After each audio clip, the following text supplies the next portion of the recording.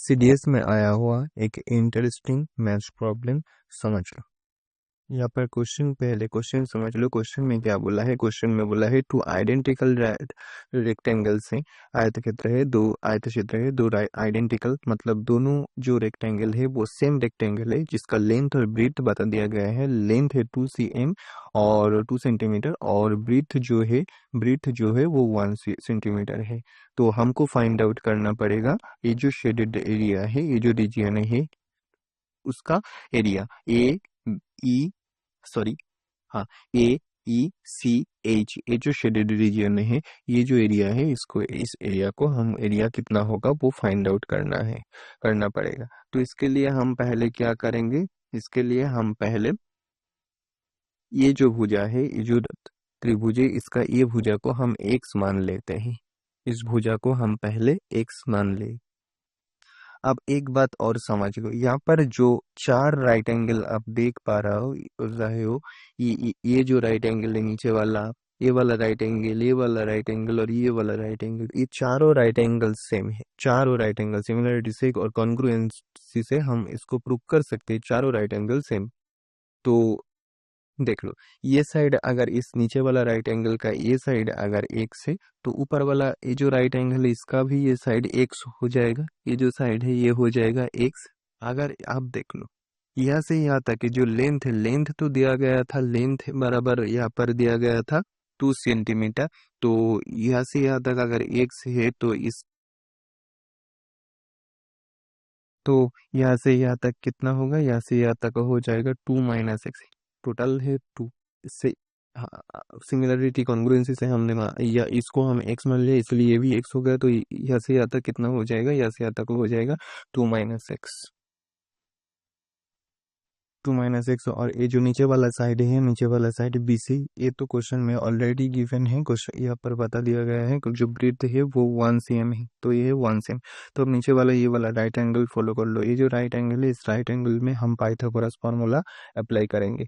तो Pythagoras formula apply करने से क्या होगा?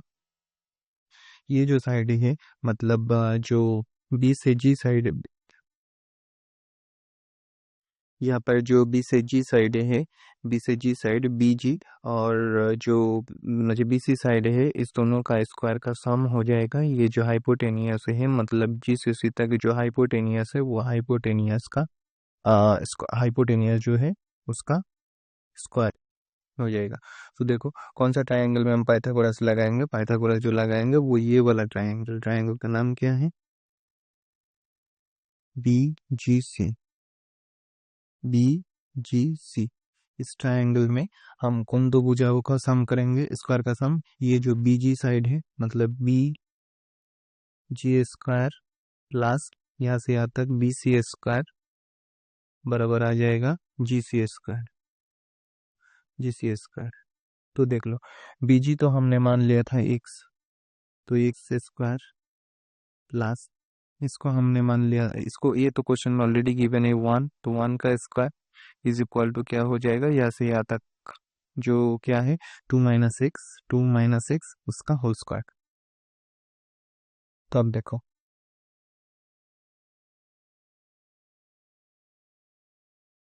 इसको कैलकुलेशन करने से या तो आ जाएगा एक्स स्क्वायर प्लस ये हो जाएगा 1, और यहाँ पर अगर होल स्क्वायर को हम खोल दे तो क्या आ जाएगा फॉर्मूला में? ये हो जाएगा 2 का स्क्वायर मतलब 4, और यहाँ पर 20 का मतलब एक्स स्क्वायर और माइनस 4x, 2ab मतलब 4x। तो अब देखो दोनों तरफ से एक्स स्क्वायर कैंसिल आउट हो जाएगा। ओके, क्या आ जाएगा? ये जो 4x इसको हमें अगर इधर ले आए और 1 यहाँ जाके 4 से माइनस होके हो जाएगा 3।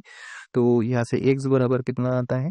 यहाँ से x बराबर आ रहा है 3/4, 3/4।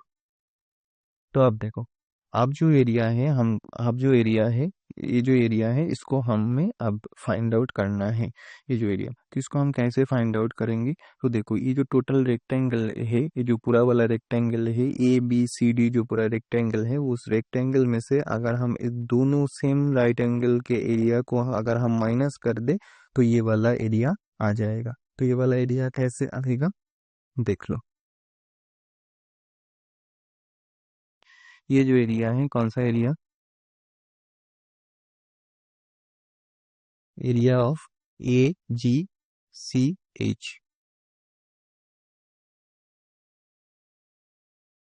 सी H, A G C H मतलब कौन सा एरिया होगा,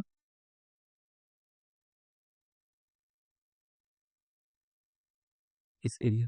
ये बराबर क्या हो जाएगा, ये जो ये बराबर हो जाएगा, देख लो, ये ये जो साइड है, ये जो एरिया है, ये बराबर क्या हो जाएगा, इस तो पूरा पूरा जो रेक्टेंगल का एरिया, पूरा रेक्टेंगल का एरिया कितना है, एरिया पूरा जो रेक्टेंगल है उसका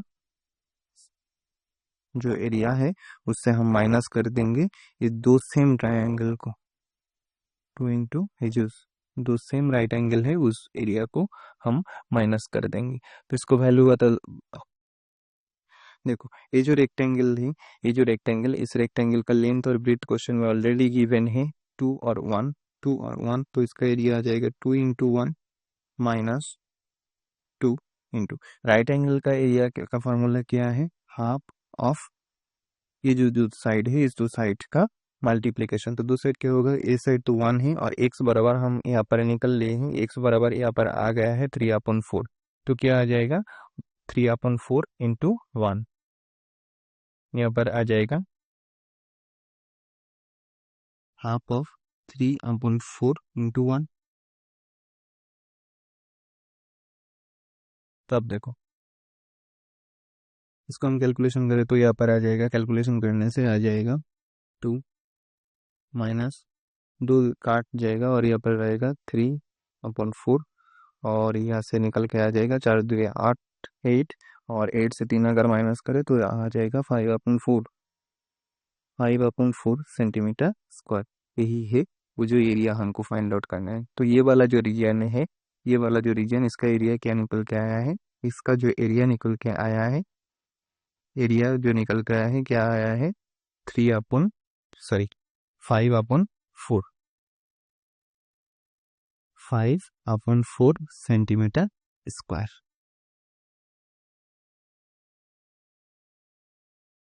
तो ये था इस सवाल का पूरा सोल्यूशन। हमने क्या किया, एक बार दोबारा से हम बता देते हैं, वो जो राइट एंग वहाँ पर जो ये जो 4 राइट एंगल बन गया है, वो 4 राइट एंगल सिमिलरिटी से सेम हो जाएगा। तो उसमें से एक राइट एंगल का साइड हमने यहाँ पर एक्स मान लिया, तो ये अगर ये एक्स है तो ये भी ऊपर वाला जो यहाँ पर यहाँ पर ये भी एक्स हो जाएगा क्योंकि सिमिलर ट्राइंगल है।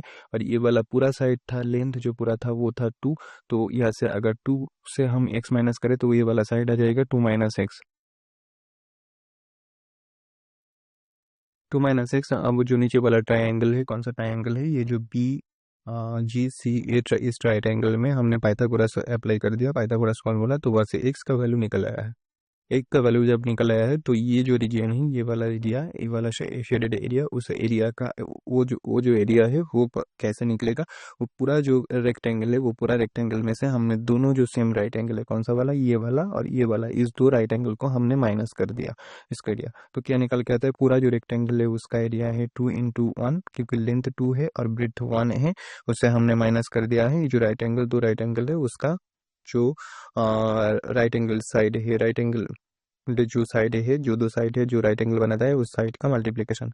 तो यहाँ से क्या निकल कर आया है, यहाँ से निकल कर आया है 2 - 3/4, मतलब 4×2 = 8 से 3 माइनस होके आ गया है 5/4। तो जो एरिया है वो एरिया आया है 5/4 सेंटीमीटर स्क्वायर। तो ये था इस सवाल का पूरा सोल्यूशन।